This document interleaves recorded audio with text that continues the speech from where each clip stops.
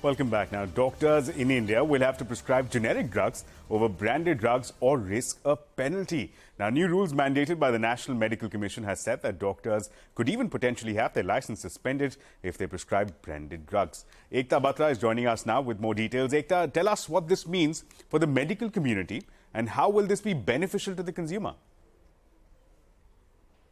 Generic drugs are those which are not branded. For example, paracetamol is the generic name of the drug which is used to reduce pain or fever, while Crocin or Calpol are the branded versions of the drug. While doctors are already required to prescribe generic drugs since 2017-18, there were no penal provisions. Now a doctor, in case of violations, could be issued a warning, will probably need to attend workshops, training, and in case of repeated violations could get their license suspended.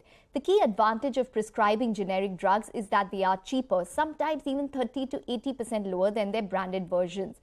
This will help reduce healthcare costs in the country, where 47% of healthcare expenditure is spent out of the pocket, say experts. Also, this step is expected to help do away entirely with any benefit a doctor might receive for prescribing a specific drug.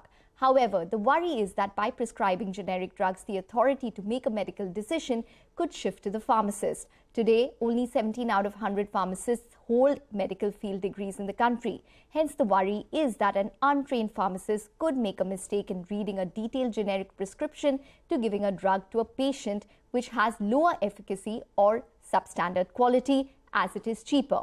These issues might have been safeguarded by the doctor prescribing a commonly used brand which they have noticed works on their patients.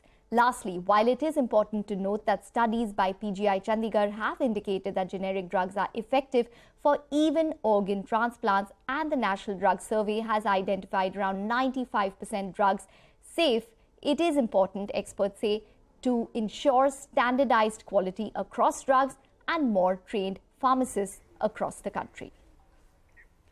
Right, Ekta, thanks a lot for that. But with that, it's a wrap on this edition of News Center. More news and updates continue right here.